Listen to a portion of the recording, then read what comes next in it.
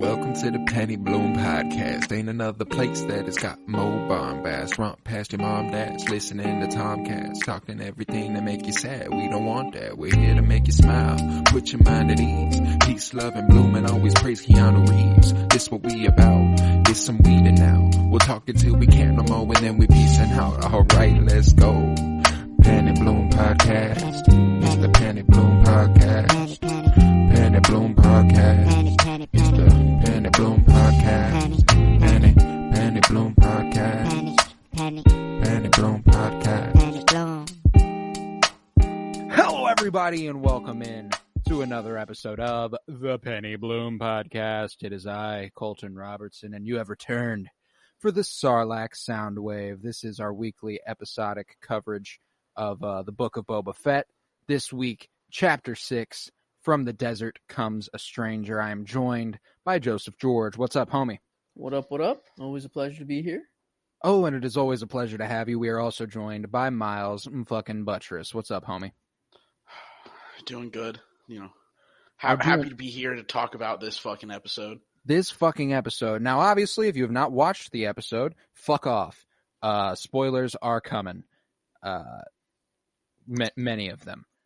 As this was one of the more loaded episodes ever. And it reframes, this episode reframed kind of the way I'm going to look at all Star Wars television framed in this period. So that means Ahsoka and anything else that may come in this post Return to the Jedi. They're not separate shows.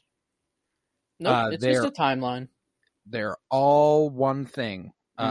Now I do have my gripes, you know, as a Star Wars fan, obviously there's nothing more you want than this, you know, like this is fucking everything. This is an amazing episode. Just everything you've ever wanted. The problem is that it comes in the middle of a show called the Book of Boba Fett, and Boba Fett in classic Boba Fett fashion, is barely in it and doesn't say anything. Just like the original trilogy. But, you know, Well, you know, for all those people that, you know, that want Boba Fett to be like he was in the original trilogy, here you go. Here we are. This is what you want. No, and that the argument I saw was like, imagine we're watching The Falcon and the Winter Soldier, and episodes 4 and 5 were about Wanda and Vision. That's fair. Like, and like, it also makes sense because The Mandalorian was only about The Mandalorian, you know? So, like, it's not like they were going with this the whole time, or maybe this is just how they kickstart the timeline, whatever. Or however they're going to treat it. I mean, I'm assuming like it's just a straight up timeline and you have to watch this in release order and in order to get everything. I guess we'll just have to wait and see when Ahsoka and Mandalorian season 3 comes out, because that's the only way like we'll be able to tell. But yeah, I don't know. It's good and bad. Like, if you're up to date on Star Wars, it's fantastic because it's just like you're getting it as it releases, and it's like you're just getting what you want. But I feel like if someone wants to get into this in a year and they just want to like binge The Mandalorian and then binge Boba Fett, it's going to be confusing. People will be like, it's just too hard to get into. I have to watch them in different orders. And like, I don't know. It's just not what you want to do when you want to build like, I don't know, a franchise that anyone can get into. I'm like, the way that I'm going to look at it, this post Return of the Jedi, is that every show is, we have our arcs. We have our Clone Wars style, Rebel style, 1, 2, maybe 3 or 4 episode arcs. And the first 4 episodes of the Book of Boba Fett are one of those arcs. And this is us catching up to the point where he would fight that war. I think something that is kind of bothering me about the way people are receiving this is we need to wrap up the story. And it's like, it's not like we've spun this intricate web that is impossible to get out of. In fact, the first 4 episodes do a fucking great job at telling a complete rebirthing story, and that's all. And the frame of reference was that we were thinking like, oh, we're going to get this war, we're going to see all this, and it's like, no, this has officially been reframed. Now it was his rebirth, and what comes next. A little bit of what comes next. I think, which we all thought too. I think that everyone was kind of thinking we're going to get the war, and then we're going to get some of the, we're going to get like maybe a conclusion to the war by the end. And they clearly weren't ever planning that. Mm-mm. Yeah, it's funny that this was the third episode that we were like, the war's coming. Like this is the war. Here it comes. Yeah. But I guess last time we were like, I think Colton, you said that it's just going to be the season finale now, and who knows?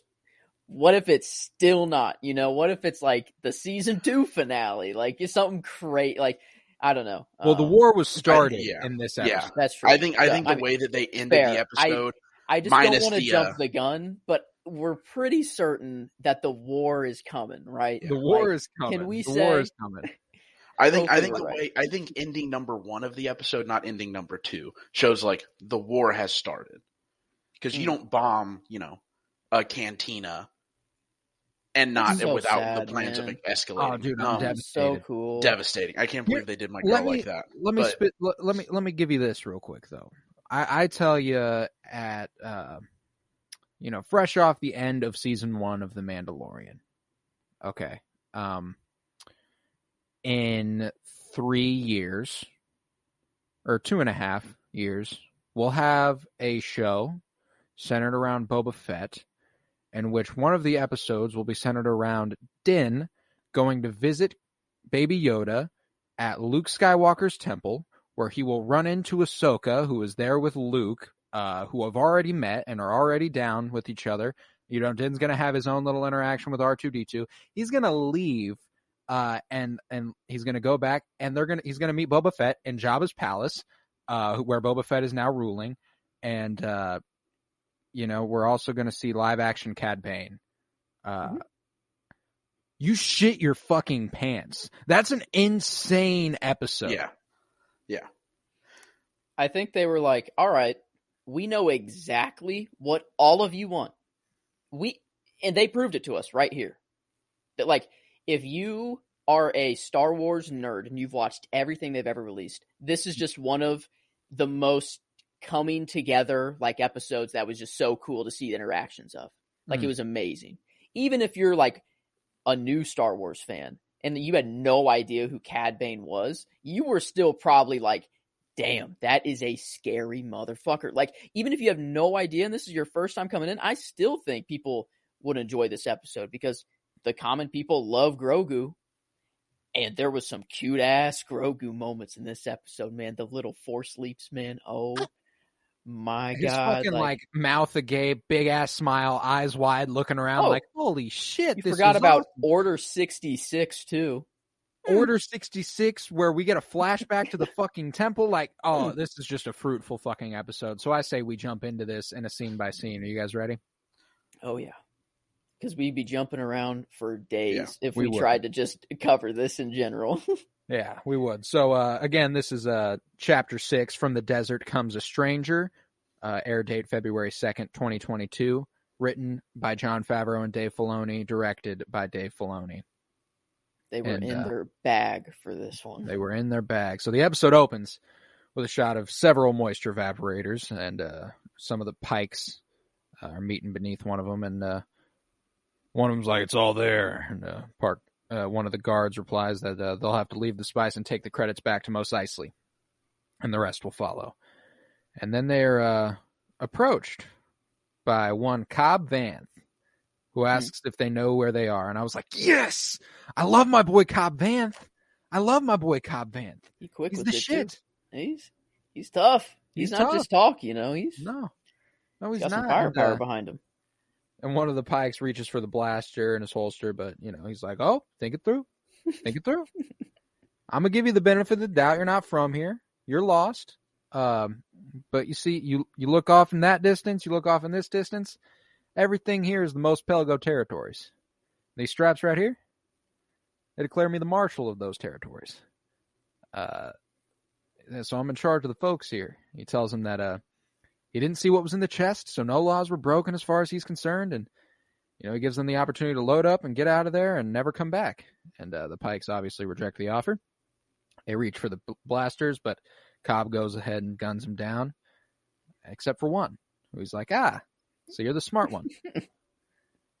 Man, this dude is cold. And strange side note, he looks exactly like my godfather, like almost to a T. The only difference is their hair color, like their face, like they look exactly the same. So like that's all I'm thinking. That's all I'm thinking. Like during this is like, damn, your godfather's a beautiful man, badass, bro. Like yeah, like this. I don't know. It was just badass. It just heightened it even more. But no, yeah, I love Cobb, you know, and after seeing him in the season 2 premiere of The Mandalorian, I was hoping we would get more.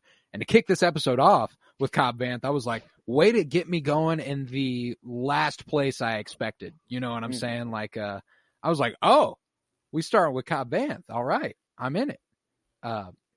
You know, he tells the last Pike here that he's aware of the syndicate, tells him to take the credits back with him.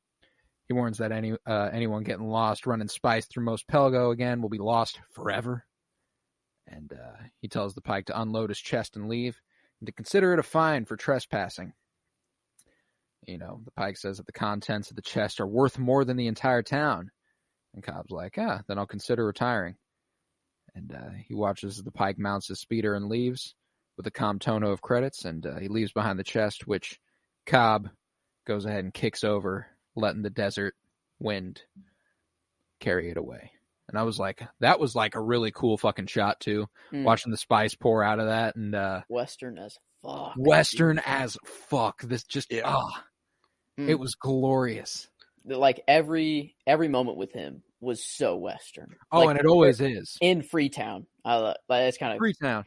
In Freetown, it was so Western. Like, oh man. Like and the whole like that there's a city folk fight. Like I didn't even think of it in the first season, like season 2 of Mandalorian, that like Mos Pelgo's like the rural area compared to like Mos Eisley, and that's rural. Yeah. Like holy, that's out there.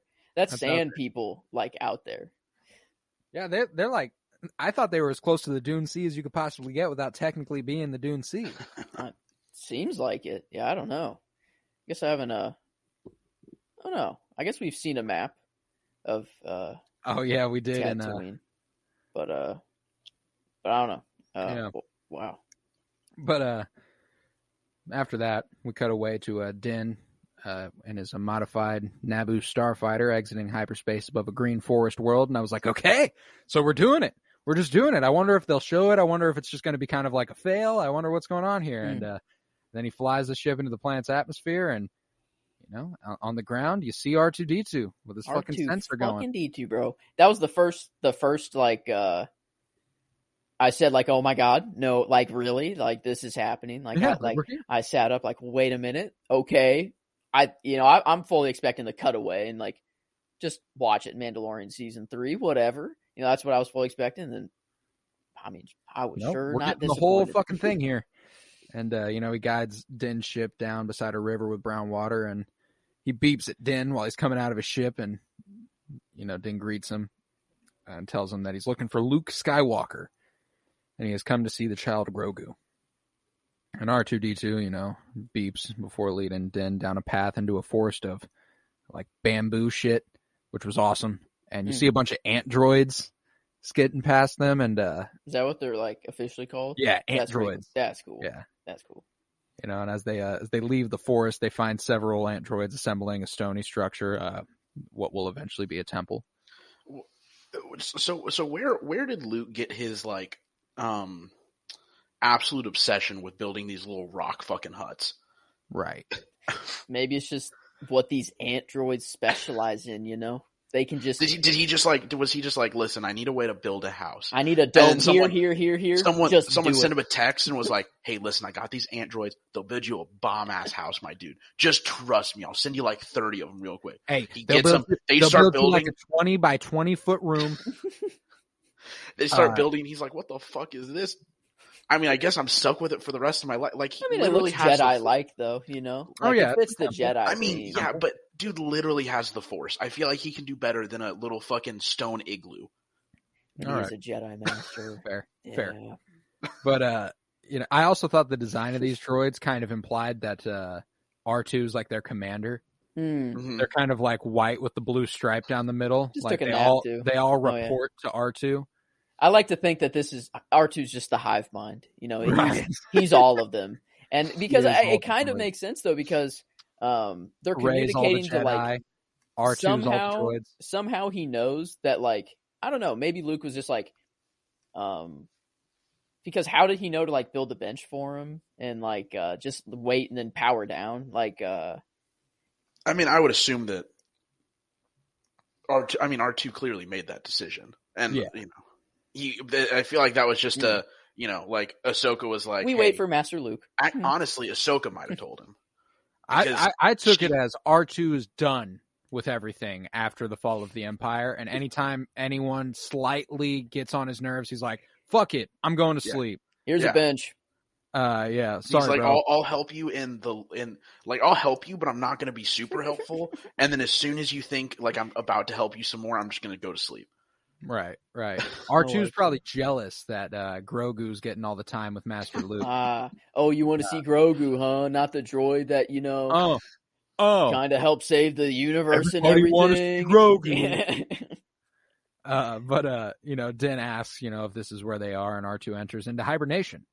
Much to Din's frustration, waving his hand in front of his face like, "No, don't go to sleep, wake up." And he instead speaks to the ant droids, telling them he is looking for Skywalker. And the droids instead assemble a makeshift bench, which Din questions. Is that a bench? Which I just absolutely loved. It's so funny hearing like the space people in Star Wars say like regular ass things like bench. I don't know why that sounds like it wouldn't be a Star Wars word, but it doesn't sound like it'd be a Star Wars. Because once again, they turn jazz into jizz. So you just expect every like reasonable thing. You expect them to be like, oh, this is actually a bench. This is a bench. But the androids continue doing their fucking thing, and elsewhere on the green forested world, we see Grogu meditating across from one fucking Luke Skywalker, who is looking a lot better than he did in the season 2 finale of Mandalorian. I think the crazy thing about this new CGI and deepfake is that this was a YouTuber who did this, a guy who started on YouTube, and back whenever the season 2 finale came out, he did this better. Yeah.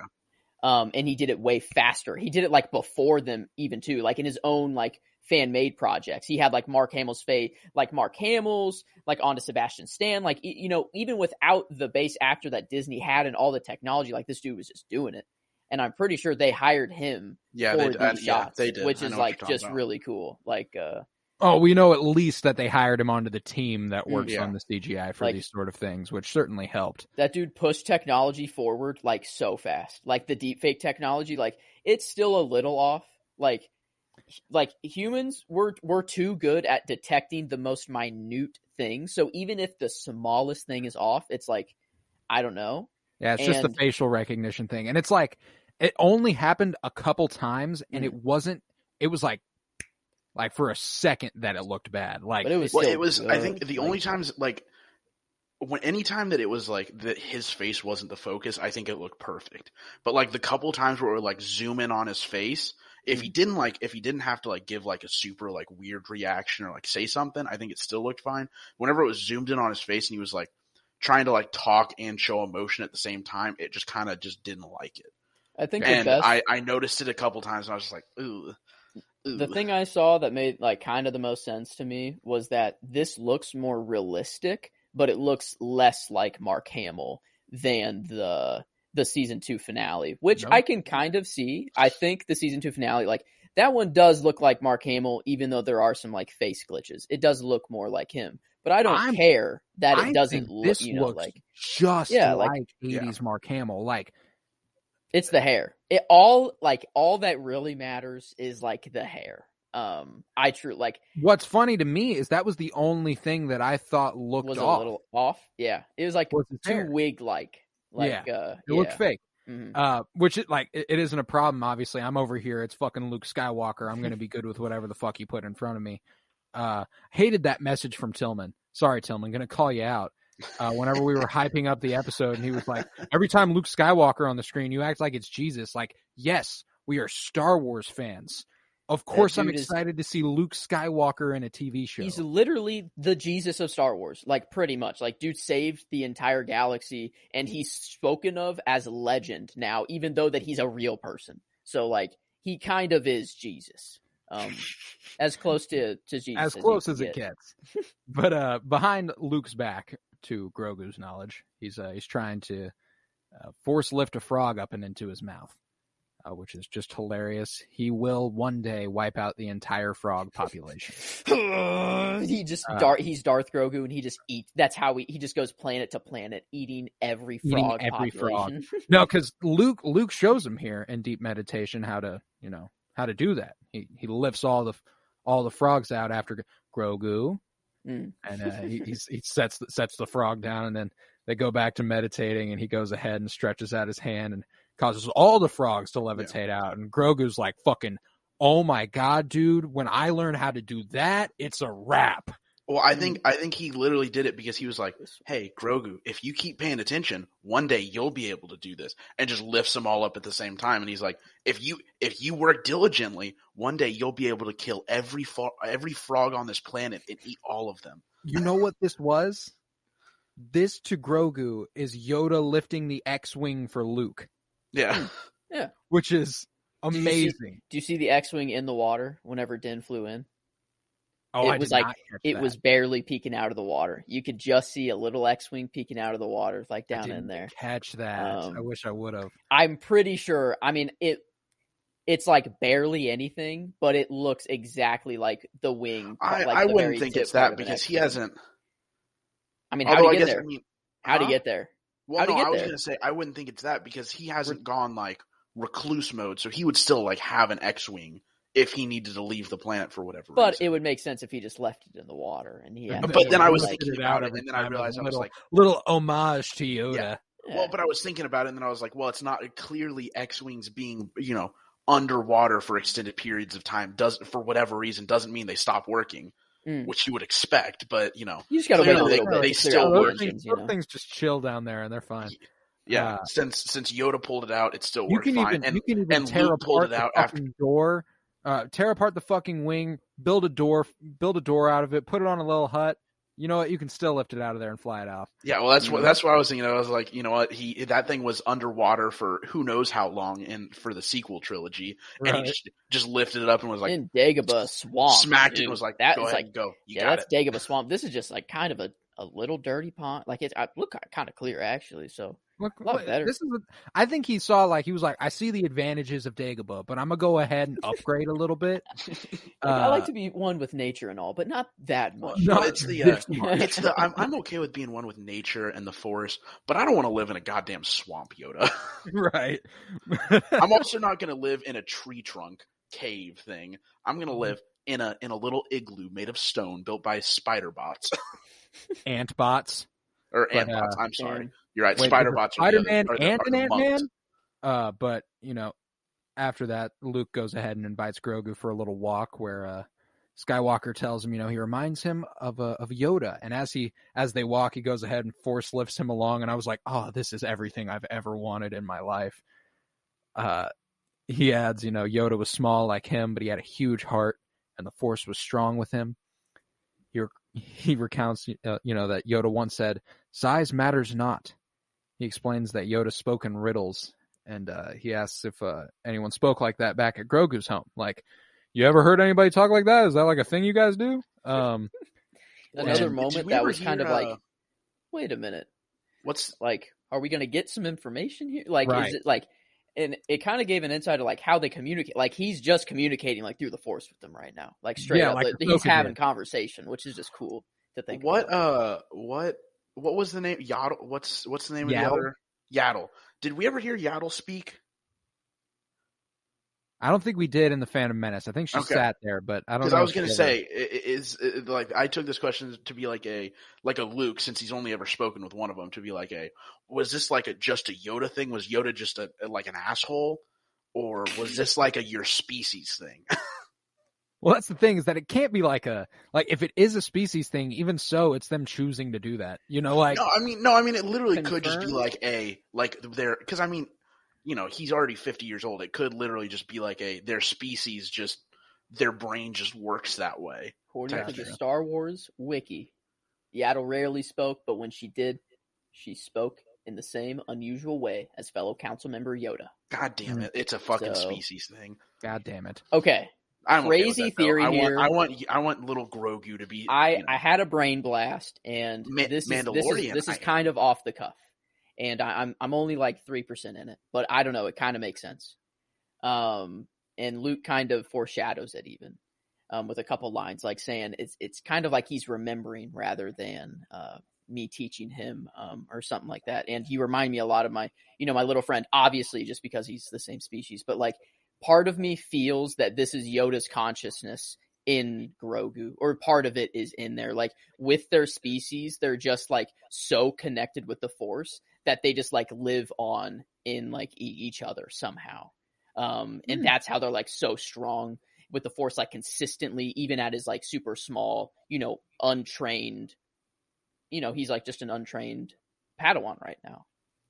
So like, I don't think it's fully Yoda just in Grogu's body. Like, I think it's kind of like their species just kind of have this super connectedness with the Force. All that species lives on through Grogu now. Yeah. And I think like this is like it sounds all nice and beautiful, but like you got to think whenever Palpatine hears this information, what he will do with that. And that's why like Grogu's so sought after and why they want him so bad, like the evil side of it, which is, obviously there has to be a conflict in here somewhere. And I think Grogu will be the center of a lot of conflict in the future. So I don't know, I don't know if it's super out there, but that's like kind of the like down the line, like phase, whatever. We've seen Force consciousness transferal in other places, specifically Sith, but like, it would be interesting if that's sort of how their species kind of went about things. It is. I don't know if I'm 100% behind it, but I do like where your head's at. For sure. Omega's in there somewhere. Grogu and Omega are like the key to Palpatine's stuff. That's like I don't know. That's where I'm at. And there's Omega. That's where I'm at. But Grogu's a big part. Nevertheless, Luke goes ahead and asks Grogu if he remembers home, and asks if he would like to. And Grogu remains still and has like he looks real sad as he reaches for his top of his head. He tenses up, like, no, I don't know that I really, really want to. And I like the effect that they show us of the vision. It's the same as Revenge of the Sith whenever Anakin's having a vision of Padme dying. And he witnesses the clone troopers gunning down some Jedi. And as they advance towards him, we cut to black. And I was like, holy fucking shit. We got our first crumbs, and I got crumbs. On the wall, in one of the shots where the lightsabers are, they're deflecting the blaster bolts, is the family crest of one Barriss Offee. They're so smart. No, they better not try and fucking redeem that bitch. That bitch, she was right. Not to the degree that she took it, but she had points. Like, listen. She was right in what she did, but not in framing Ahsoka for it. These little details, sure, that's fair, are insane that they include. Like, they know that they will be found because they know the fandom is that crazy. Like, we inspect these episodes frame by frame, like at the most extreme level. Like, there are people that do that, like that will sit and just go frame by frame until they get everything. And I don't know. I just love little details like this, and could be misdirection, for just the super fans, or it could just be like, yeah, this is where we're going. Where you're clued in, you're welcome. Thanks for being such a great fan. But I don't know. I saw this on an article. This whole the family crest thing, and it's, I don't know. It just reminds me of like just cockroach, like things across Marvel that are small, like things like that I love. Can I just say real quick though? I fucking hated this entire scene. Order 66? Yeah, hated it. Not because, I mean, I loved it, don't get me wrong, but I Okay. hated it because he said, do you want to see some memories of home? And I thought, we're about to get some memories of the fucking, a bunch of little Yodas running around a planet. It's about to be the most weird fucking memory on just ever. And I was singing like, we're about to get some memories of the planet and like weird shit.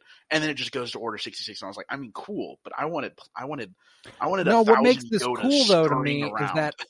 is that home was the Jedi temple. I know. What does that mean, though? No, that's the case for pretty much all Padawans. Yeah, they're all picked up so as infants. Okay, I guess Anakin was old. Yeah. And you also got to think. I'm actually reading Master and Apprentice, the book about Qui-Gon Jinn and Obi-Wan Kenobi that takes place right before The Phantom Menace. And they're kind of discussing at one point that Obi-Wan Kenobi was under the impression that he was an old Padawan and he was or an older youngling, and he was taken in at 3. And they were discussing another guy who they were like, I don't think we'll ever let anyone in as old as him again. And he was 5. So Anakin was 9, which really walloped the whole shit. Yeah. Well, and yeah, also, I mean, you also got to think, Baby Yoda, or Grogu, sorry. Grogu was taken in was probably also taken in at like 2 or 3. Even though, yeah, and probably lived there for 20 fucking maybe years. like 30. Well, he could have been taken in like at 30, you know. No, well, see, that's the thing though. I don't think they care about like where you are like developmentally. It's all about like, no, literally, how old are you? How long have you been there? And so I think like you remember a different place as home, you'll always. They are. I mean, they are really pushing this Jedi. You know, you can't have any attachments, and then the Mandalorian side where it's the complete opposite. Like they're really pushing for that. And I mean, we'll definitely talk about it. I think a lot more at the end of the episode, with the choice and everything. So I guess I will also say, along with the idea that Barasafi could have done something here, is she even still there at the time of Order 66, or is she locked away? I would say, but during a time like Order 66, where everything's just chaotic, you know. Well, she could have gotten out and gone back to her place. But I'm thinking. Oh wait, go ahead. I was gonna say, you'd think like if she was locked away, that she'd be locked away in like the giant prison. Yeah. But at the same time, because she's like, she was a Jedi fugitive. She was a Jedi prisoner. I don't know that they put her in a prison with other people. True. The Jedi might have like a dedicated prison.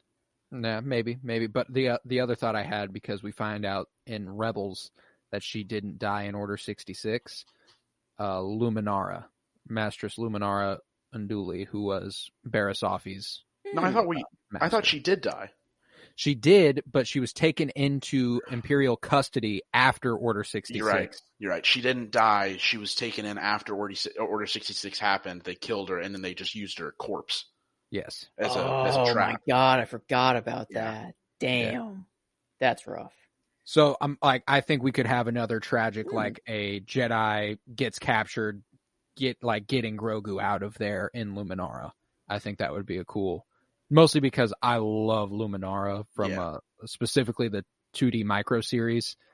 She's badass in that, and then her live action appearances in the Clone Wars are just awesome too. But I think she would be a cool little addition to Grogu's backstory.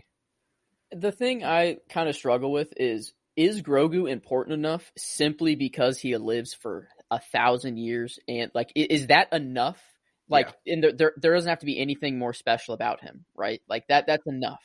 That's enough, because I think they know that in the Force and he lives as long as he can teach for hundreds of years. So it's like the holy grail for a Jedi. Yeah.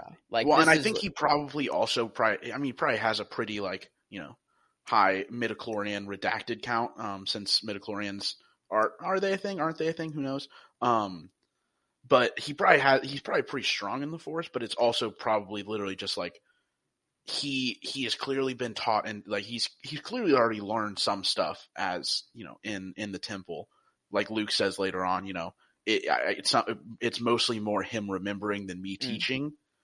Well, so he says it's more like he's remembering. Oh yeah, that's what I said. What I'm teaching him. Yeah, and so like clearly he knows some stuff, and so they were probably just like he will be able to carry on some of our teachings as long as he survives. Right. Well, nevertheless, when Grogu emerges back from the flashback, Luke's like, hey, welcome back, buddy. I brought you here. We're in front of a nice little lake with some mountains now. The galaxy can be a dangerous place. I'm gonna teach you to defend yourself. And they're like, just look, it's really pretty out here. And I was like, you know what? This is really pretty out here. The fact that we have this whole new image of like knowing Luke Skywalker's first Padawan after his last master was Yoda and his first Padawan after that is Grogu is just really cool. I really, really like that. But meanwhile, Din is seemingly asleep on a bench when he awakes with a clatter as he's startled by Ahsoka Tano. Hello. Like, oh shit. There's Hello. Ahsoka. And I was like, oh, so she's just hanging out here with Luke and Grogu because it doesn't seem like a thing. She knows everything. Yeah, I love that the first because this is like the 10-minute mark. We get the opening scene with what's his name, Cobb Vanth. Yeah, I kept wanting to say Cad Bane. Cobb Vanth. We get the opening scene with that, and I was like, oh shit, they're bringing Cobb Vanth back. And then I get the opening, then I immediately get Luke and Grogu, and I was like, okay. I mean, they're just like pulling out all this stuff.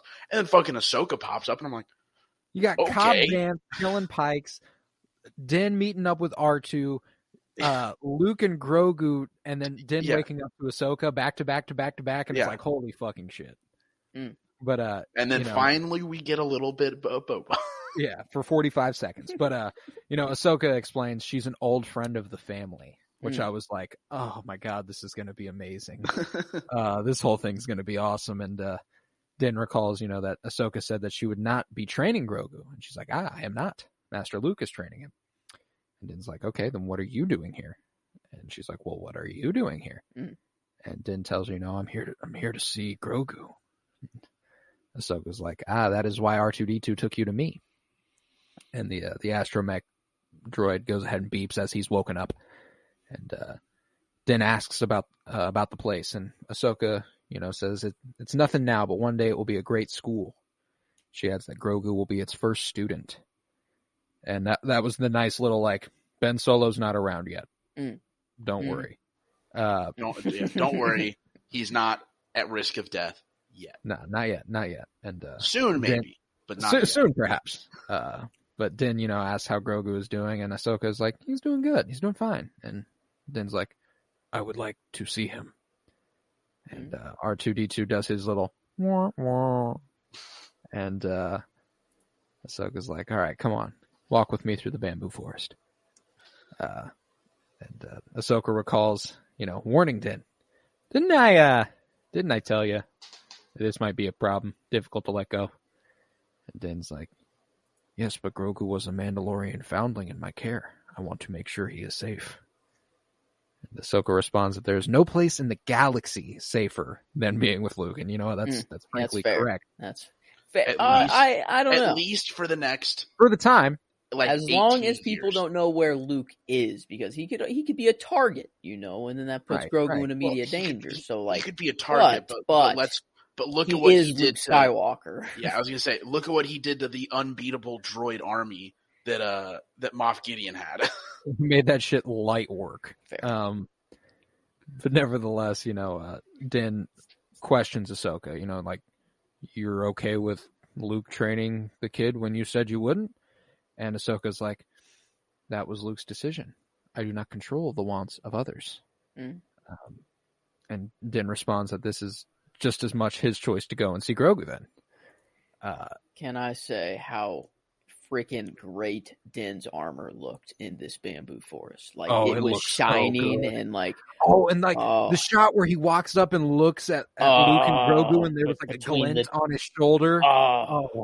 Yeah. Yeah, thinking of the shiny armor though, can I say I am so happy that they like buffed out the ship that Din has.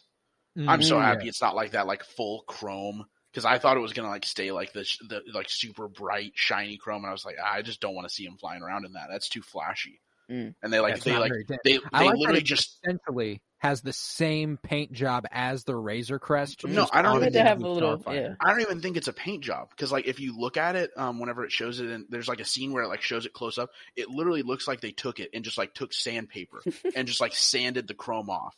So it literally just looks like they sanded it down to where it's more of like a, you know, like rough, you know, gray instead of a shiny chrome.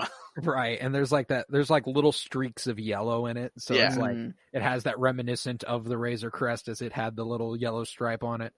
But you know, Ahsoka is like, all right, sure, Din, you can do that. They're up there. Check it out. Din's like, okay, cool, I'm gonna go up there. And then Ahsoka's like, are you doing it for Grogu? Or are you doing it for you? Din's like, I just want to give him this. I came all this way. He explains, you know, it belongs to Grogu by right. And Ahsoka suggests that, you know, Grogu's a Padawan now. And Din reasons that this armor will protect him regardless of whether he chooses to be Jedi or Mandalorian. And Ahsoka asks Din to consider letting her deliver it. Din's like, but I came all this way. And he's right there. That little comment right there where he's like, but I came all this way, and then adding on, he's right there. Like he really wants to see this kid. He's like, I'm looking at him like, I miss my boy. I miss my boy. Let me see my boy. How did he not detect him? How did Grogu not be like, Dad, right over there? You know, Papa? Dad, Papa. Like, I mean, he probably wasn't like active. Like he probably wasn't. Also, he is in clearly training. he's not. He is in Yeah, training. he is in training, and also isn't. You know, he's not. Apparently, on, like, Luke master feels level. him and doesn't even show a fucking thing. He's just like, oh, I know someone's here. And Well, yeah. well, yeah, of course. But you know, Ahsoka understands that Grogu misses him a great deal. But you know, if he sees you, it'll only make things more difficult for Grogu. And Din's like, all right, go ahead, take this to him. Make sure that Grogu's protected.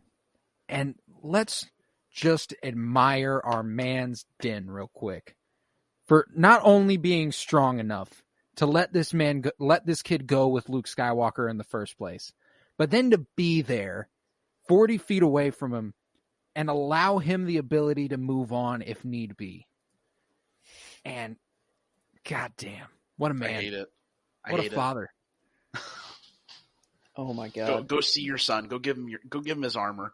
Here, just really quick, I'll show you if you think. Do you think that is his X-wing right there? I could see For it. the I could people. also see it just being a log. I know. That's the thing. Is that it's that's either a log. because R2 led him right here, you know, and that's the thing. It would be just it's the ship parking lot, you know, and then Luke parks his in the pond. So I don't know. That's I just wanted to maybe it's just calling to the fact that next season when we pick up, or next season of The Mandalorian, when we pick up from this spot that we leave, Grogu picks the Mandalorian armor, and then we see them walk over, and he just lifts the X-wing out of the water, and they go ahead and dip. That'd be cool, but I imagine he has it more on standby. I'm gonna go with that was just a log, but I also just love the idea that just like canonically now, Luke doesn't park his ship. He brings it down. Water. He hops out on top of it, turns it off, and like jumps off and just lets it fall into the water.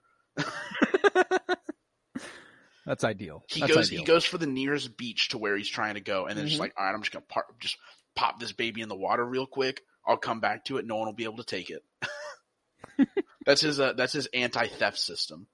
Yeah, it's perfect. Upcoming is like the cutest scene ever. Oh, it's the best. Oh, you know, after Din departs, Skywalker carries Grogu in a backpack and places him down in the middle of a clearing, and Skywalker asks Grogu to jump, but Grogu's a little bit shy. And Luke's like, come on, you can do it. Bend down, feel the force flow through you. You got this. And Grogu tries again. And he's like, all right, you're trying too hard. Don't try. Do. And Skywalker carries Grogu in the bag through the forest, you know, on his back. Do or do not. There is no try.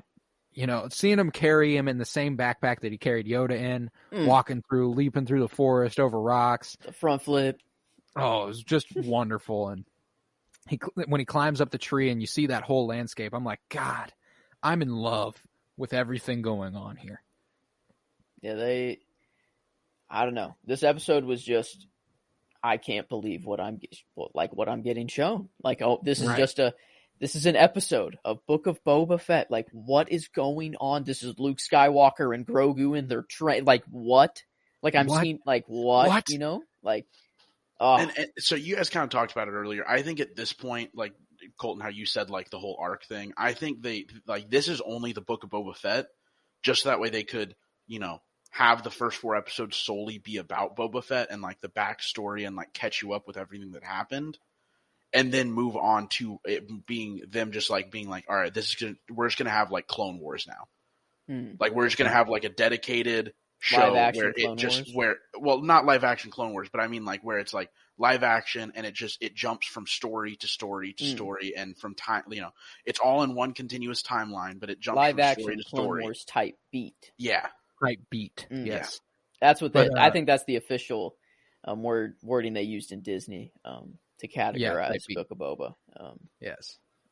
But atop this bamboo tree, Luke tells Grogu that there's a wider world out there and feel the Force all around him. And the two meditate as the wind blows, and Skywalker tells Grogu that he will find balance through the Force. And later on, Luke takes Grogu to the riverside, and while Grogu rests on a branch, he tells him to concentrate. And Grogu struggles to sit up on his little foot, and begins taking small steps, and later on Skywalker parries with the blade while Grogu meditates in the bamboo forest and just watching. And I like this, like, he's like, all right, check this out, little dude. This is what you can do with a lightsaber. I'm going to show you what's going on. The reflection off of Grogu's eyes, and you see Luke just swinging, and you're just like, he's just dedicating all this to memory, like he's just taking it in. Like, and like, this is like, I don't know. This is just how much I love Star Wars. Like, I had a single tear roll down my face. Oh, yeah. I was like, oh, my God, this is moving. This is like new Mark Hamill. Like, is it the pilot guy? Is like that still the stand-in? That's so awesome, that the previous episode. And then they're like, here's Luke. Like, I literally said that in the previous podcast. I said, it'd be hilarious if the pilot, was just a way to get us used to seeing this as a new Luke, and they're going to bring him in next episode. As a joke. And then here he is, Yeah, exactly.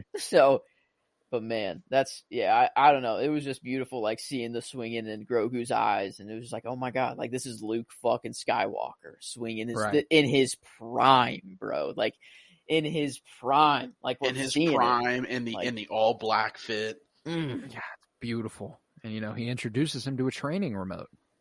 The one that we've seen previously, interestingly enough, I wonder if this is the same training remote or if they had multiple training remotes on the Millennium Falcon. It's because later on, it's found in the Millennium Falcon by Finn. I would assume Luke just knows how to build them. Yeah, you're probably since we do see Grogu just be like, all right, go fuck yourself. Just absolutely quit shooting at me. Oh, true. Yeah, this one's just a and it falls into the water and sinks and just goes.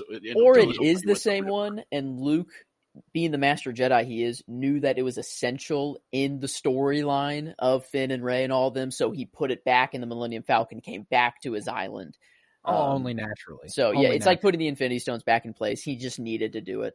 He needed to go back in the Falcon. So he knows one day someone else will be in the Falcon and need this training thing. Right. But he sets the training remote down next to Grogu, and Grogu examines it and walks up to it and is like, "All right, I know what I got to do with this motherfucker." He goes ahead and rolls it. And I love Luke being like, "That's not how that works," but here we go. And he activates it, and I'm gonna tell you, Luke Lucky didn't see this shit. This probably what are you doing? Was a heart attack across the world.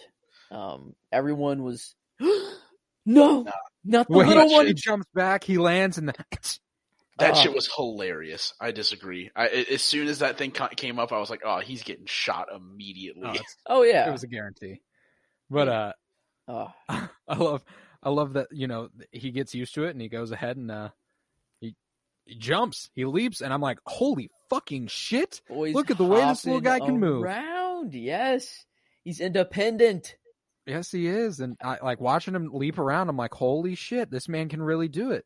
And he's dodging his ass off, bouncing rock to rock and stuff. And I'm like, holy shit, I love this kid. And, Luke watches on, and then Ahsoka approaches him, and she's impressed with the progress Grogu's making. And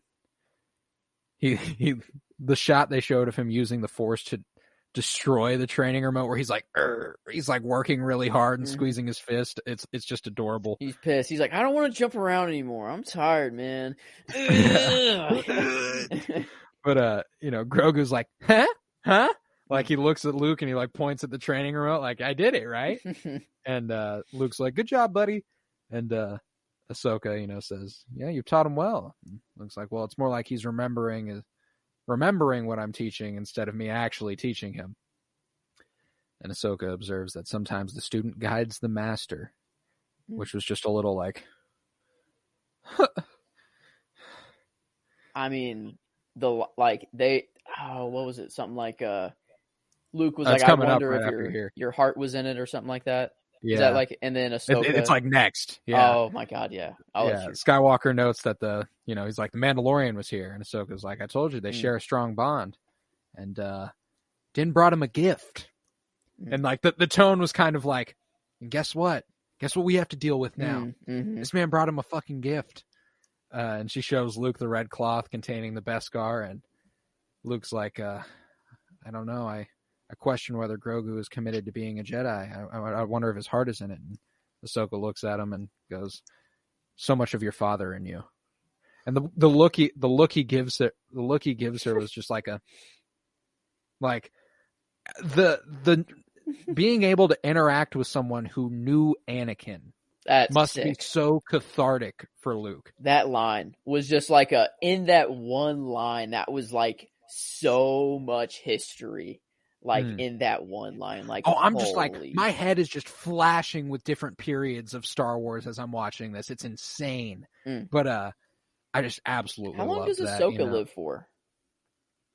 Like, I mean, she's a good 30 or 40. She's not that old, so. No, I know, but I look like her speed. Like, I don't know. Like, I would assume it's probably similar to like a human's lifespan.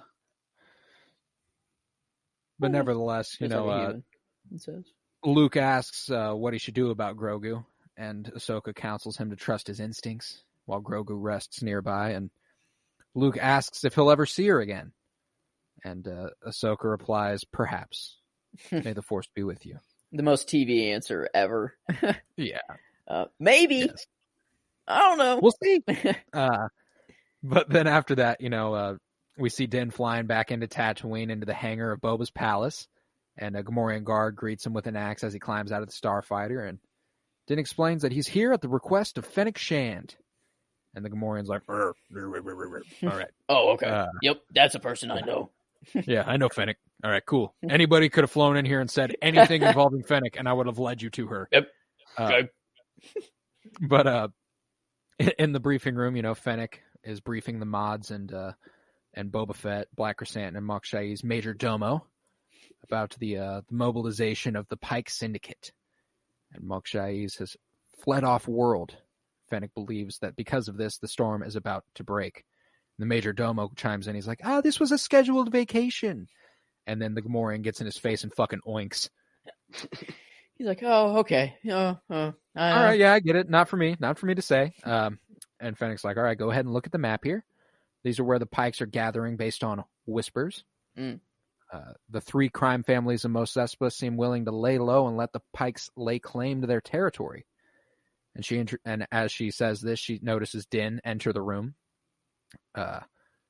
And she goes ahead and introduces him and says that Din and Chrysanthemum will be enough to provide experienced muscle to serve as enforcers. And I was like, just the idea of Chrysanthemum and Din working side by side. We're seeing that in the finale. That's going to be fucking awesome. And, she compliments the mods for surveying the streets.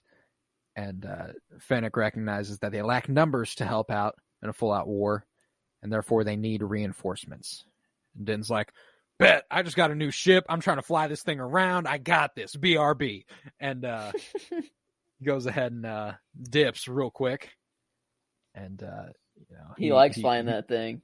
He does, because he circles a little sand crawler here carrying the skull of the Krayt dragon he might have killed in Mandalorian season 2, and all these Jawas are like, "Oh shit, that's the ship we worked on." Yeah. Oh fuck yeah! OTD. That's the dude. OTD. But Suka, he gave us the fucking egg. But he lands his starship in Mos Pelgo, and then is greeted by Deputy Sheriff, and get this, his name on fandom, Scott. You're telling me it's just Scott. Just Scott. You know what? No, his which makes storyline perfect wasn't sense, too because long. fuck Scott. I was gonna say, fuck Scott. with how just thoroughly he was just fucked later on, he deserves to just be named Scott. Kind of a narc. Fuck Scott, dude. This man's a piece of shit. He's like, you need to park your ship elsewhere. And Din responds, I've got business with Cobb Vanth. I'll take it from here. Yeah, I love that. And the way he approaches, I'm telling you, we've talked about it on many occasions. Anytime, the one chick in Sanctuary that he nearly fell in love with, and there was talk of it with Cara Dune and a few others, like sexual tension. There's no one that Din has more palpable sexual tension with than Cobb fucking Vanth. See, but that's perfectly explainable, right? They're just two boys. They're just two dudes being dudes. No one has more sexual tension than two guys that are best friends. It's a fact. He approaches and he's like, Vanth explains that he's new, a bit jumpy. Is that a Naboo starfighter? They approach, and Din remarks, I haven't seen you since you gave up your armor. He's like, yeah, I've just been more careful. Where's the little guy? And Din's like, I had to give him back with his own folk. And the little line that Vanth serves up here, I guess we both lost something we're fond of. I was like, aw, like Cobb gets it. Everyone's been like, you could have made a fortune off that thing. And Cobb's like, man, I'm sorry. He gets it. After that, Din offers to buy, and he's like, can I buy you a drink? Which is funny because he just can't drink, in public. Yeah, so he can only buy people drinks. Drink? Yeah, which is just funny. That's all I can think about, in this bar was. That is funny. I didn't even consider that. There's another one of those examples later on that I can't wait to bring up. I can't wait till we get there. But inside the cantina, Din tells Cobb that he needs him to lead a garrison since his people are good fighters and that there's enough money to hire them. Cobb's like, I don't think so.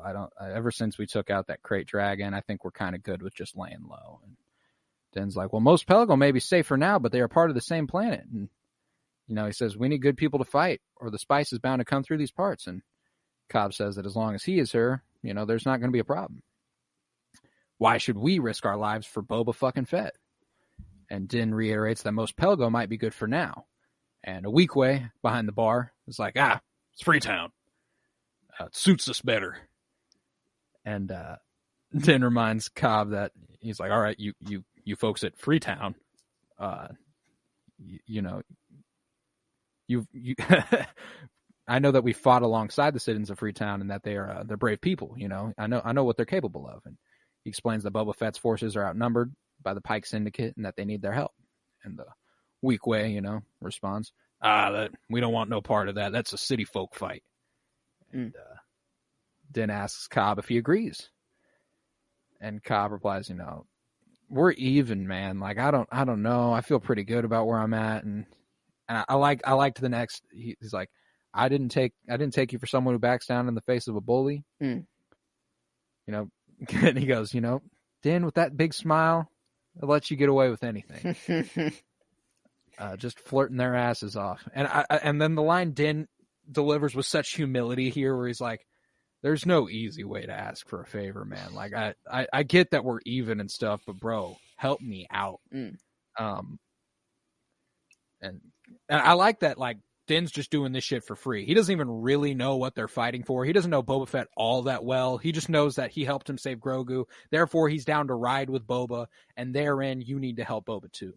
It's also for the planet too. Like, It's for a legitimate, cause that makes sense, So. Pelly told him last episode, the Pikes, with their spice, the Syndicate are kind of tearing shit apart. They rule through fear. And, I think he can see that Boba Fett's probably trying to end that, which I respect. And, Cobb says that things are tough in Freetown, but he'll see what he can do. And Din's like, all right, cool, deuces. I'm going to hop in my ship at the perfect time. And, Cobb tells the Weequay to assemble all the men and women of fighting age for a meeting in the town hall. So, he's in, it's time. And the Weequay thinks, that this dispute between Fett and the Pikes is not their problem. And Cobb's like, what I'm about to tell you may change their minds after you hear what I have to say. And I think it's probably that he ran into Pikes just earlier that day, trying to run their spice through the territory. Like, this is a problem. It will hit us. It already has hit us. Right. They're already bringing spice through here. I just stopped them. And here comes there you go. The ultimate hit. Yes. Then in the distance, Cobb sees a lone figure out in the distance. How instantly did you guys know? Oh, instantly. Mm-hmm. I mean, I was like, that's Cad Bane. Cowboy hat. At first I was like, is that Cad Bane? And then there was a second shot where they cut back to him where he was a little closer, but you could make the hat out, and I was like, that is Cad Bane. But yeah, Cobb sees this lone figure, some stranger coming in from the desert, and he's approaching Freetown, and he senses the trouble. He tells a woman named Joe to have the people evacuate inside, and Joe's like, something wrong? He's like, I hope not, but better to err on the side of safety. And Cobb walks out to confront the stranger while the citizens evacuate, and Deputy Scott's like, what's going on? Like, fuck you, Scott, get inside.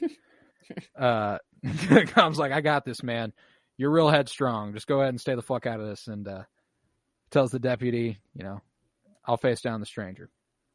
And as he comes into view, we see the Duros bounty hunter, Cad Bane. And he addresses Cobb Vanth. Cobb's like, who are you? Bane replies that whatever Fett is paying him, they will match.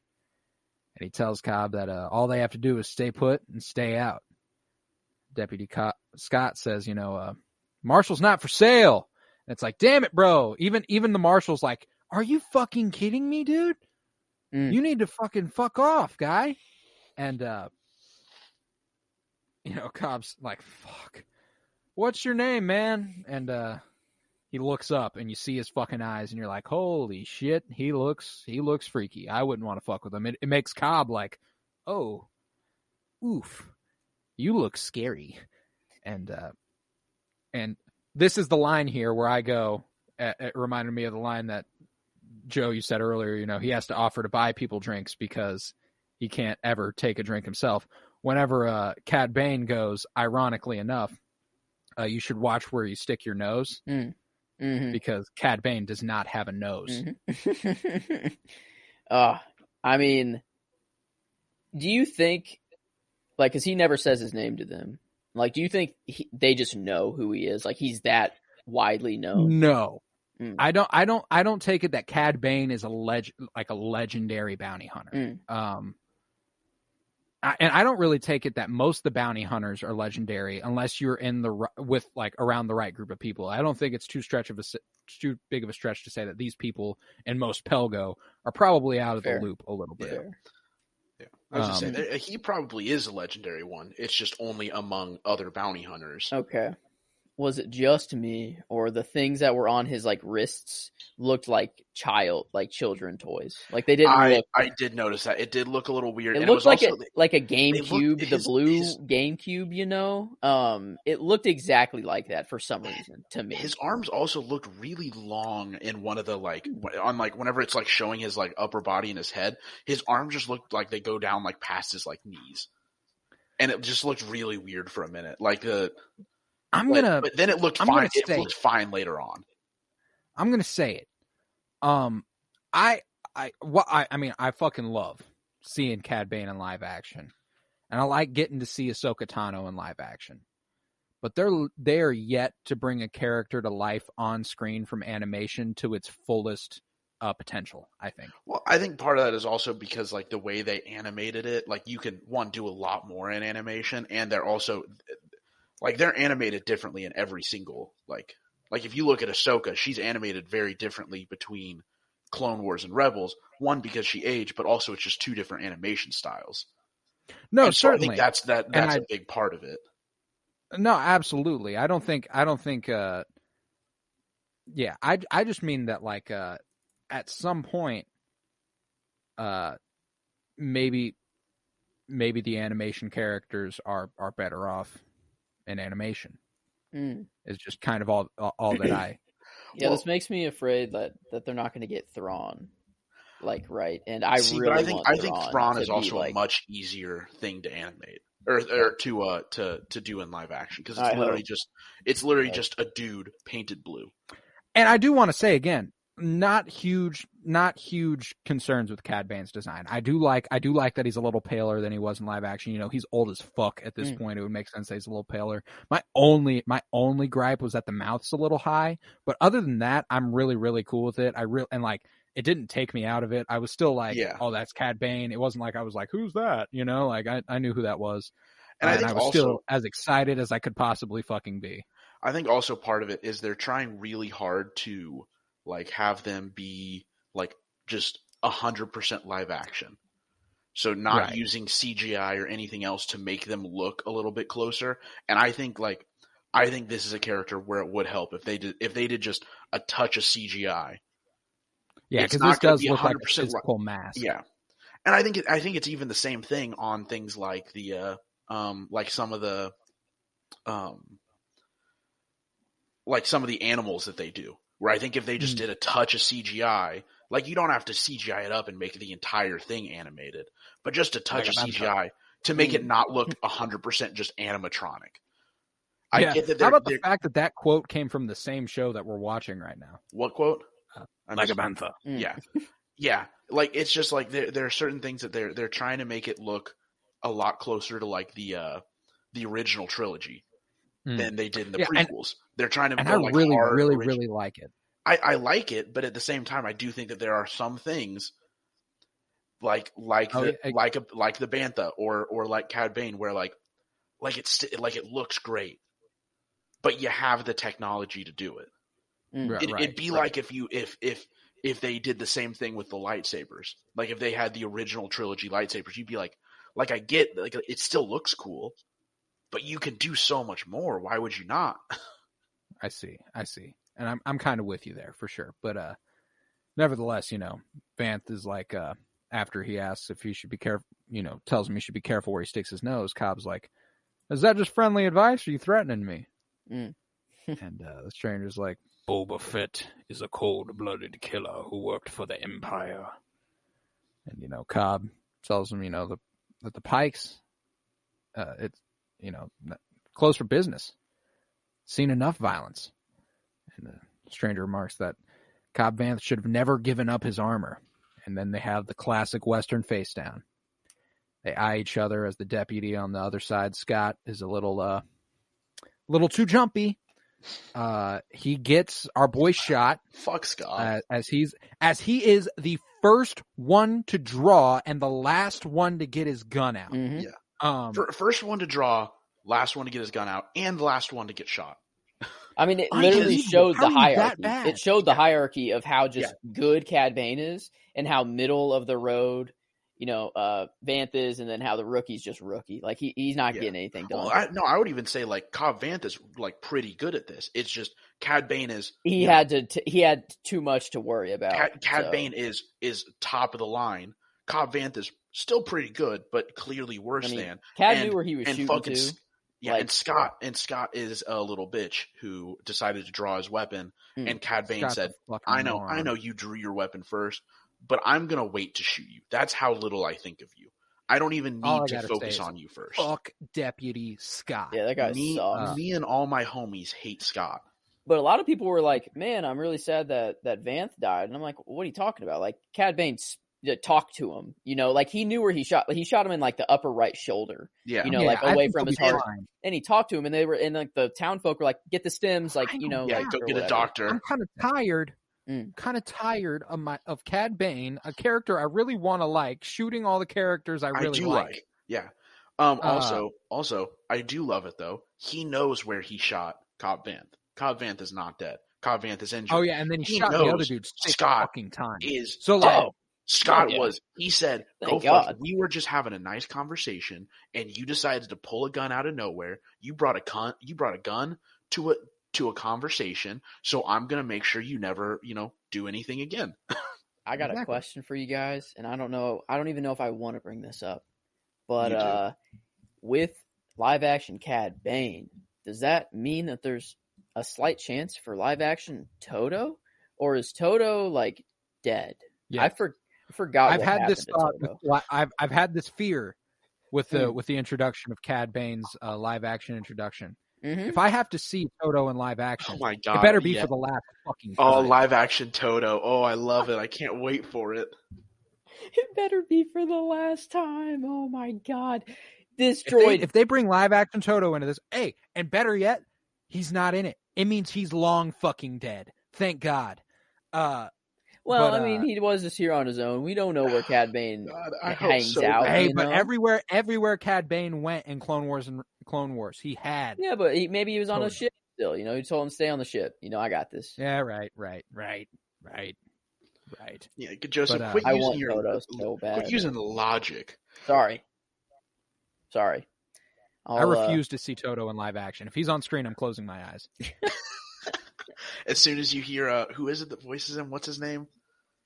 Fucking Seth. Seth Green. Yeah, as soon as you hear Seth Green's voice, we're gonna hear his voice obviously before he shows up. You're gonna hear his voice. And you're just gonna, Master. And I'm gonna be like, I'm gonna kill this motherfucker. You're gonna be grinning from ear to ear. I'm gonna be so happy if Toto shows up. Oh, I will too. You're gonna pause it, and then you're just gonna go through on the bar at the bottom to see when he stopped showing up on screen, and then you'll just skip the entire when scene. Toto shows up. Exactly. I don't need to see what was happening in that scene. I will instantly text both of you just laughing. I would just laugh, and that's it. So it could be a spoiler. I'm immediately turning to the group chat with the fuck Toto. But as Cobb lays there on the ground, Cad Bane says, Tatooine belongs to the Syndicate. As long as the spice is running, everyone will be left alone. Okay, sorry. Yeah, all right, get it. And then the stranger walks from whence he came, and the townsfolk are like, "Oh, get him, fuck, get Cobb, he's hurt, get him to the ambulance." Like he's fine, I think he'll live. You don't kill off Cobb Vanth after 2 appearances. You just don't. And this is what's going to get Cobb Vanth to be like, okay, so clearly we do need to take part in this. Now it's personal. But meanwhile, 2 Pike enforcers visit Garsa Fwip's sanctuary, the cantina, and they sit at a table and are served by a protocol droid where the band plays. We only see the Biff. We don't see Max Rebo. And I'm going to hold on to that. I'm going to hold on to the fact that we don't see Max Rebo. That's a good point. Okay, so we do got someone out. We got some hope from the cantina. Oh, right. But these 2 Twi'leks that we've seen before offer to clean the Pike's helmets, and they go ahead and deny that. And they, as soon as they deny them that, they go ahead and stand up and they leave. But they're missing something. The protocol droid behind them says, you forgot your Comtono. And all the while, through all this, Garsa Fwip has been eyeing the Pikes kind of nervously. And as soon as she hears that, she goes wide-eyed like, fuck. And then, boom, goes the dynamite. I have strong doubts anyone inside that cantina lived, just because you see fire burst outside of the door. And it's just sad to say goodbye to Garsa Fwip. I don't know. If it's not on screen... It kind of was on screen because of what we saw, but I guess she just wouldn't be there anymore, probably, So there isn't anything to show, but I don't know. I'm still holding on. I need more. Hey, get her back to Boba's back to tank, Yep, thank you. You gave me some sliver of hope. She's up in there. I'm gonna miss mommy. But after that, we're done with Tatooine for the rest of the episode, and We're back to Skywalker's newly built Jedi Temple, all completed. The androids finished their job, and Luke presents Din Djarin's gift to Grogu. He unwraps the red cloth, revealing a Beskar chainmail. And Skywalker explains that the Mandalorian wanted him to have it. And he lays it on the carpet, and Grogu's like, cool, dope, that's mine. And he's like, I'll give you a choice. He pulls out Yoda's lightsaber. What the fuck? A little comics retcon. That's okay. Mm. We'll move past it. As a comic book reader, every time something like this happens, there's a little part of me that stings, but I let the live action thing outweigh my view of the comics. After there's a Darth Vader comic where Yoda's lightsaber was tossed into an oven with a bunch of other lightsabers and destroyed after Order 66. But, I think it's a lot cooler. I think it's a lot cooler that Yoda's lightsaber is passed down to Grogu. And just Yoda thinking himself. about the fact that the last time this saw action was against Palpatine's blade. Now it's being handed to Grogu. To be used for another 900 years. Amazing. As long as he doesn't get killed by Kylo. Yes. Hopefully not. I'm really hoping that this choice here is he's I'm gonna make you choose one, and then whenever he chooses the lightsaber, he's like, you made the correct choice. Now here's the armor. Right. Well, I think here's my thing. I don't think it's gonna happen, or it might be here's whenever he's a little bit older, he might give it to him. But I want him to have the little chainmail armor so bad. It'd be so fucking cute. It really would be. I think here Skywalker tells Grogu, you must choose one. If he chooses the armor, he will return to his friend the Mandalorian. However, you would be giving into attachment for those that he loves and forsaking the way of the Jedi. If he chooses the lightsaber, Skywalker promises that he will be the first student in his academy, that he will train him to be a great Jedi. And Luke says it will take many years to master the ways of the Force, and that he may never see the Mandalorian again. Because a short time for Grogu may be a lifetime for someone else. And I was like... That's the line right there that solidified his decision. Right there. I don't know. I don't see... everyone's hanging on that's Yoda's lightsaber. It's obviously being passed down to Grogu. Obviously whatever. Grogu just heard, oh yeah, Din is going to die and I'm going to live way longer than him. So I'm just going to go with my boy for, until he dies. Then I can become a Jedi. But he won't have Luke, though. He won't be able to become a Jedi at that point. My thing is because he'll be an old man. We're dealing with interesting territory here for Luke. Does he accept? As this is Yoda being like, no, don't leave. You're not done with your training. And he's like, but I got to go help my friends. Mm-hmm. I got to go to Leia, Han, and Lan. I got to go. Yeah. He goes ahead and leaves. Still becomes a Jedi. Does he not? That's true. I don't think there's anything to worry about here. I think he's going about teaching Grogu attachment in a much healthier way than the Jedi had previously taught attachment. However, it would also make sense if he wasn't good at that, wasn't good at teaching attachment, and that's what ultimately destroys Ben Solo. It would be super easy to be like, Grogu chooses the armor, goes back to Din. We never have to worry about Grogu getting killed at Luke's Academy again. All that can stay the same way it's always been. We never have to worry about Grogu in that storyline again. And that is a lot cleaner than anything else they can do. But I don't see Luke giving up on Grogu. And I guess attachment is a completely different conversation with Grogu than it is with Kylo. Because, of the line, a short time for you is a lifetime for someone else. And Luke doesn't really have the best human interaction, No.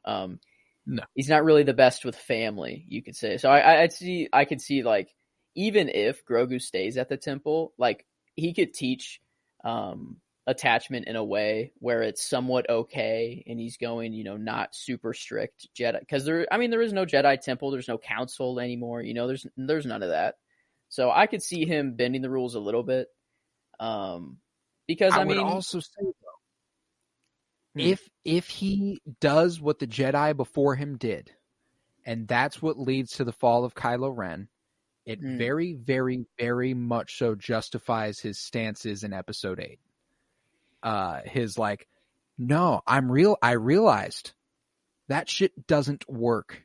I thought it might. I learned from Obi-Wan and Yoda, who told me the ways of the Jedi. I didn't realize there were flaws. I guess history just repeated itself. Like, tried to do the same thing, and the same thing just happened. Like, it's bound to happen. Someone is bound to see the flaws in the ways of the Jedi. Yeah, we got to remember, we know the flaws of the Jedi. Obi-Wan and Yoda, they didn't portray the flaws of the Jedi to Luke. They were very, very much so no, we know how the Jedi way worked. This is how it was. And I think I think maybe he follows that path and realizes it was the wrong way to go. Eventually with Ben. And maybe it is as simple as that, and therefore Grogu chooses the chainmail, and Grogu goes back to Din, and that's just that.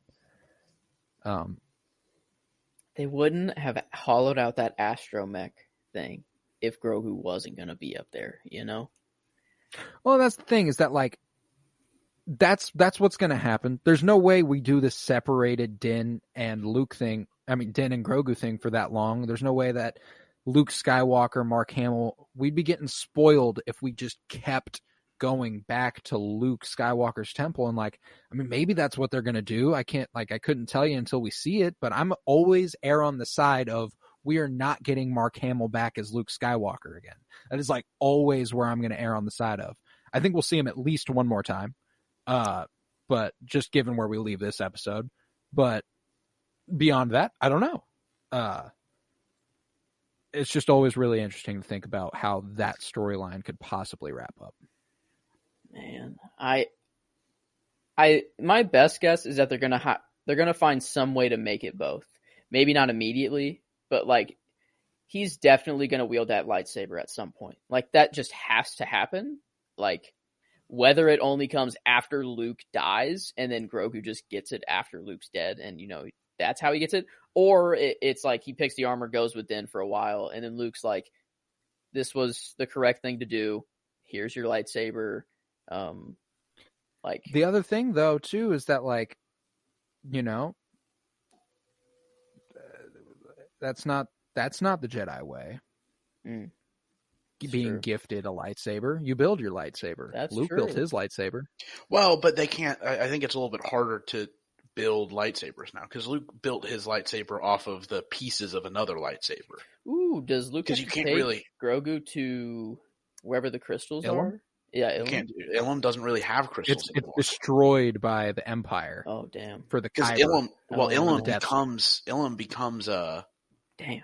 And later on Star becomes Killer Star Killer base. Base. Yeah, that's why don't you Right. remember in Fallen Order how he, it was a search to even find any crystals because they were mining it out so thoroughly. Mm-hmm. Yeah, so I guess it would make sense just to be gifted one now, or have a scrap. Because Luke kind of had a scrapbook between Qui-Gon's and Obi's. Obi-Wan's it's kind of how his lightsaber was made. It's just the scraps he had at the time, or the pieces he had at the time. So I guess it's not too far off. But man, it would be sick later on getting their lightsabers. Yeah, it would be sick to see Grogu build one though, and it's out of Beskar somehow. Maybe he melts down the armor into a lightsaber hilt instead, or maybe that's his way of building. When he gets older and can't fit into the armor anymore, he upgrades Yoda's by coating it in Beskar or something like that. I don't know. No, I could absolutely see that. I don't think there's a way in hell they miss out on the opportunity of giving Grogu a Beskar lightsaber hilt. Thinking that is how they're going to merge the Mandalorian Jedi thing. They're going to go ahead and be like. My question was there a lot of Beskar left over after From the that spear? Because Like there's it's the same thing whenever she just kept it. Yeah, well, it's the same thing whenever Mando brought in like the chest of and then like save the rest for the younglings or the foundlings or whatever. He gets a bit of it to do with whatever he wants, and then the rest of it is used to make new stuff for foundlings. All I know is that I loved, like, I can't stand this dissension on Twitter right now where it's like there are people who liked episodes 1 through 4 of Book of Boba Fett and the people who liked episodes 5 and 6 of Book of Boba Fett. It's like, yo, I get the general idea. It's always one or the other with the Star Wars fandom. It seems like, hey, I just recommend trying your best to enjoy it. I can't imagine watching this and letting the fact that it is a show about Boba Fett hold me back from enjoying this. I think critically you can critique it all you want. Like, it's like, this does make this a lesser show. Like, whether you like it or not, this deviated greatly from the point of the story of this show, and therefore it'll reflect poorly on the show. However, that doesn't mean the stories aren't good and that the stories aren't highly fucking enjoyable. I don't know. It is a fair deviating from the point of the show at all? I think maybe the point of the show is attachment and loyalty and family and like it's. I don't think it's deviating from the themes of the show, but deviating I think from just Boba. From in a show called The Book of Boba Fett, for Boba Fett to have 45 seconds of screen time and 2 episodes and no lines, that's absurd. Well, that's the thing. Like the Book of Boba Fett, like it's the story of how Boba Fett, came into power and came to rise, and this is probably a critical part in this story. Well, so just like any book, there are parts where the main character is non-focused. And 2, Colton, I completely disagree. I've hated every episode 1 through 4 because Boba Fett isn't the strong silent type who just kills everyone ruthlessly. And then 5 and 6 because he's not in them, like Boba Fett was in the original trilogy. Yeah, and this is only 2 out of 7 episodes. What? So 28% of the show has not been Boba Fett. Okay, like that's 28%. No, yeah, like I personally that's do not quick have maths. beef. 1, 4, 2, 8, 5, 7. Repeating. It's I'm just screwing with you. No, anything over 7, I know. I personally have loved the last couple episodes, but I do understand critiques. I do, however, think that this has been one of the more enjoyable seasons of television I've ever watched. I've had a ton of fun. After these last couple episodes, I think I'd be comfortable going ahead and after next week, I think I'll be comfortable going ahead and being like, I think I liked this more than Mandalorian season 2. As a whole, in general. Because we didn't even have to wait until the last episode to get Luke. Right. No, and then not only did we get Luke, we got Ahsoka, we got Grogu, we got Din, we got Cad Bane, we got Boba, we got Fennec, we got everybody you've ever fucking wanted in something. You got Cobb Vanth, you got everybody. It was a fucking great episode, and I don't have anything else to say. My only thing is that the big connect between all of it is Thrawn and Palpatine. It's one of them, maybe both, but that's the big connect in my mind. Because that's who's Ahsoka's after. She's after Thrawn, straight up. Yeah. And like that, I don't think she just stopped looking. We didn't even discuss this side of things. The fact that Ahsoka and Luke have spent time together not only means that they've caught up about Anakin and their dad, but their dad, her master, his dad, kind of both of their dad. But the fact that she's almost certainly filled him in on what and who she's looking for. Meeting Ezra. Now there's the other thing.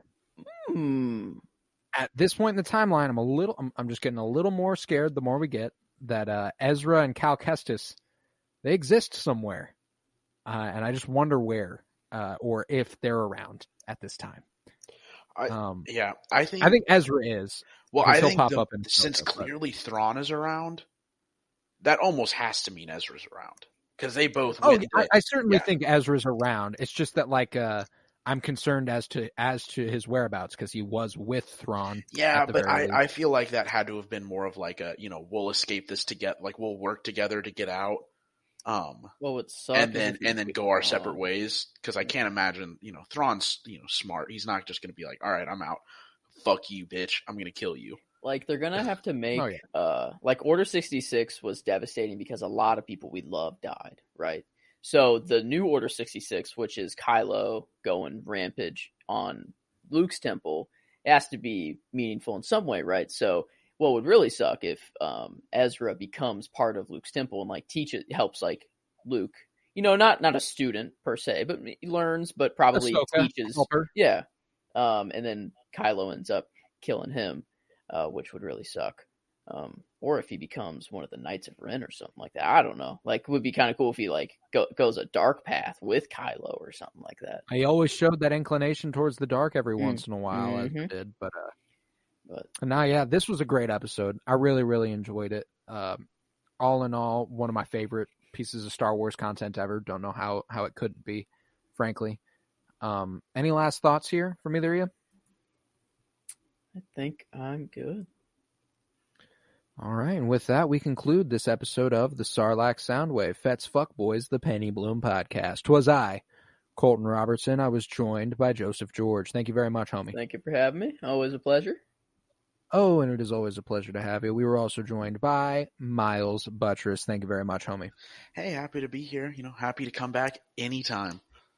Hey, how about next week even? That'll be, one of the last times we'll be able to say next week for a little bit. So yeah, probably. For a little bit, presumably, just because I don't think we're going to keep the foot on the gas nearly as much with these shows over the next year. I think, if I'm not mistaken, after the Book of Boba Fett, I think there's going to be something in between. I mean, you got Moon Knight coming March 30th. When is Obi-Wan coming out? That's probably not May for a while. 4th, There's probably. Have they not announced?